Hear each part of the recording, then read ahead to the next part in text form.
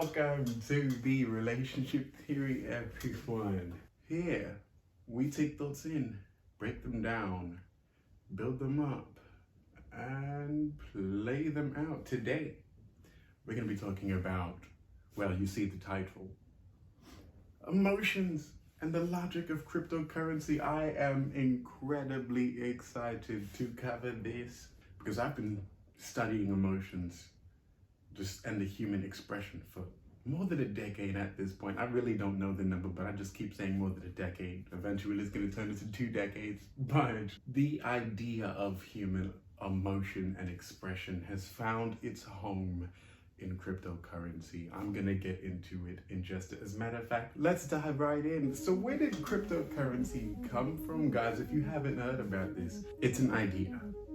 It is an idea that currency and the idea of money can be exchanged from peer to peer with no middleman, with no broker, with no anything in between that affects the exchange and the transaction that is going to happen between one person to another, no matter the product. This is really, really important because what you have is what you have. You know what you're paying for what you're trying to buy. The consistency is streamlined. It's almost like a romantic relationship where you trust your partner completely and you don't doubt them whatsoever, and anything you give them, they give you. Any bids for attention that they ask for, you have it for them, and likewise for you. Cryptocurrency has its home in this idea of decentralization. We've heard about Bitcoin. I'm sure we've heard about Bitcoin. The Bitcoin is not necessarily money we can use right now. It is just an answer for a question we've been asking about how do we manage money without a middleman? How do we find a way to develop a system of money, of transactions, of a marketplace that does not need someone trying to sell to you on behalf of someone else?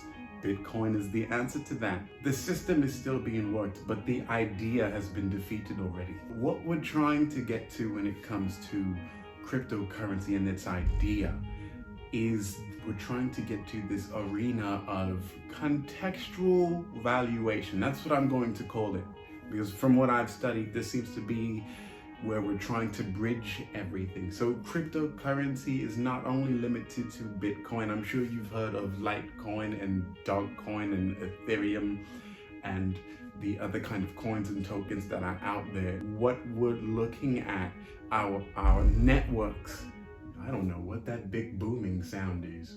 If I have any giants, I'm gonna need to go slay some dragons. What we're looking at when it comes to cryptocurrency are networks. Bitcoin and Litecoin and Ethereum, these may be coins, these may be tokens, but what is behind the process of the coins and tokens are a network that are focused on processing one thing, that are focused on indexing and collecting data on one thing.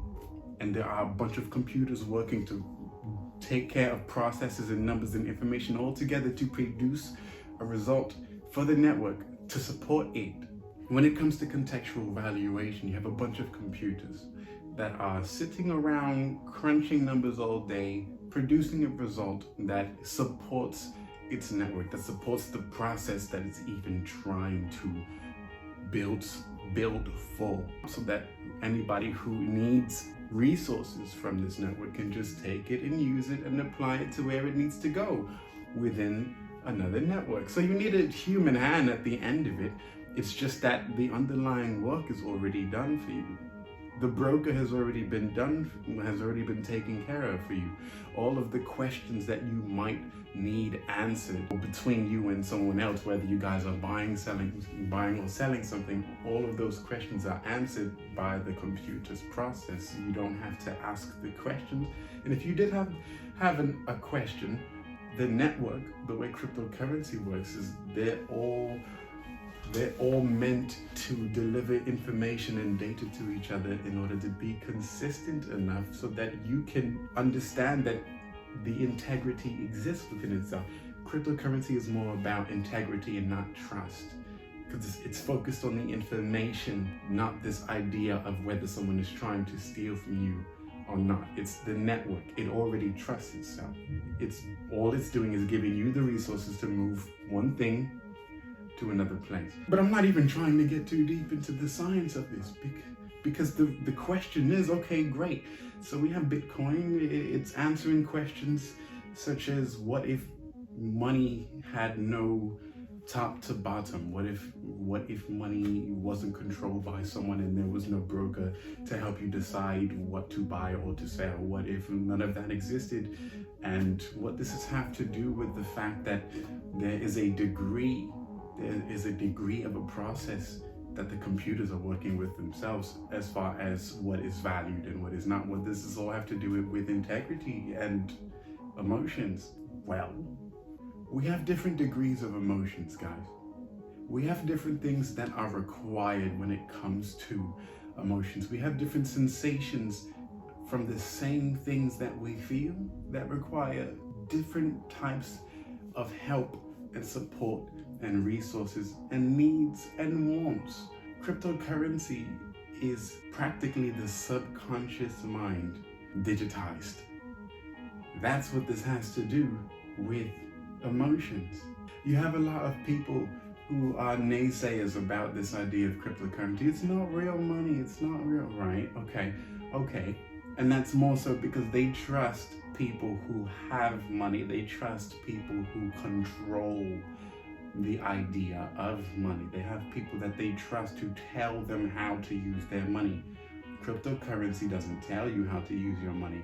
Cryptocurrency gives you the information you need to move your money. And for a lot of people, that's actually really scary. It's more scary knowing that you have it and that all that's needed is that you put things where they need to be put. A lot of people are not really going to like that, because that's going to reveal their movements and their ideas, and it's going to question their integrity. And why would anyone like their integrity questioned? They're supposed to be trustworthy people, right? Well, not when you believe in a system that is controlling you rather than you being a part of the system that everyone else responds to. Just like in real life, we like to say, we're all one. Absolutely.